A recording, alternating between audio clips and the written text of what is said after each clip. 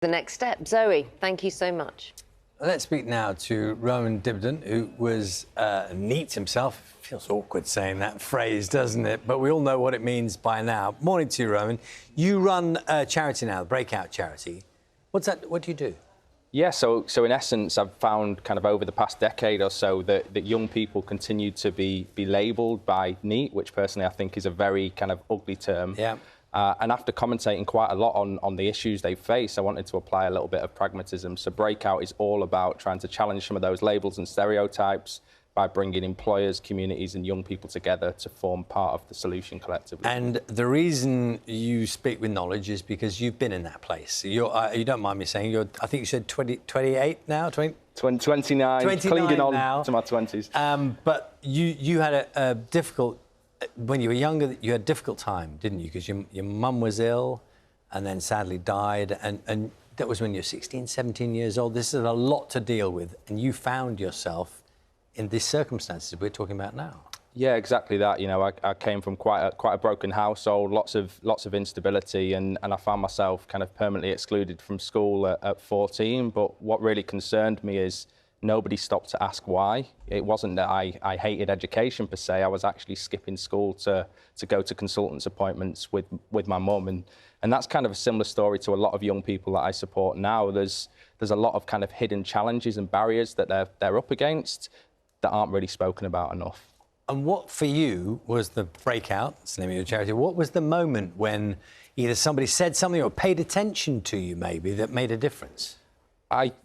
You know, I'm very open with this. My careers advisor, Linda, so I went back to school for the final 6 months to do my GCSEs, and we had an amazing careers advisor, Linda, that always had the kettle on and always had a pack of biscuits on the go, and she just invested in me and spent time. And, you know, in that period of leaving school, unfortunately, my mum passed away, but Linda remembered me, and that kind of 8 months later, she reached out, sort of said, please don't delete this. I promise it's right up your street, and shared an apprenticeship opportunity with me. And I just remember thinking she didn't have to do that, but she chose to, and she remembered me and she invested. And then, you know, I was incredibly lucky to meet an amazing kind of hiring manager that I connected with. And then it just went from there.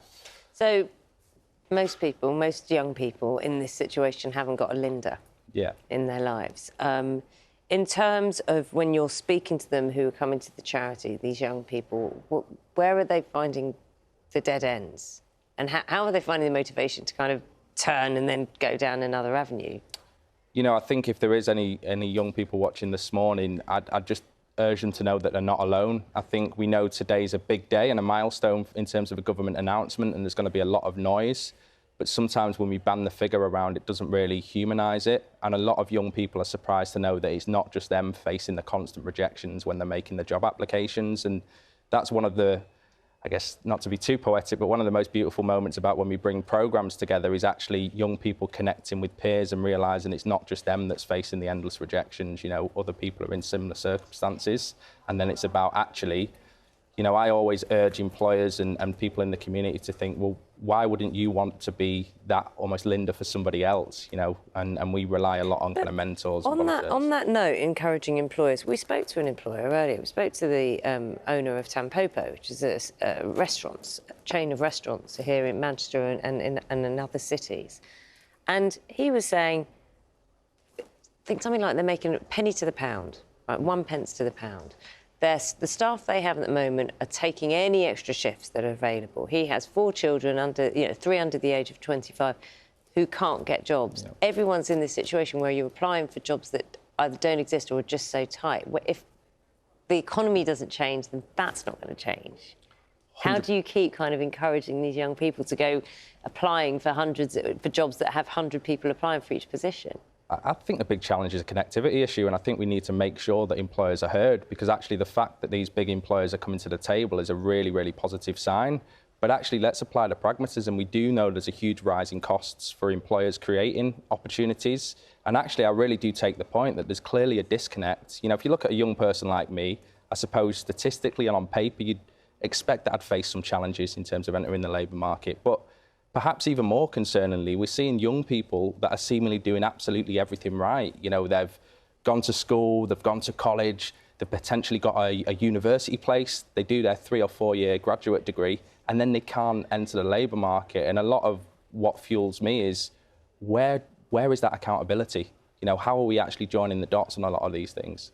It's important work you're doing, Roman. I can absolutely imagine someone, a young person, sitting across from you and feeling inspired. Not least because you know what you went through yourself, but you've got a very good, positive vibe about you. So, yeah. Thank you. Thank you very much. Thank you. Pleasure. Best smile of the day, I think. Well, you're a fan. He's smiling. Yeah, it's all good, isn't it? It's all good vibes. Roman, thank you. And it's you're founder of the BREAKOUT charity. Yes. Thank you. 8:41 is the time now. For centuries, CERN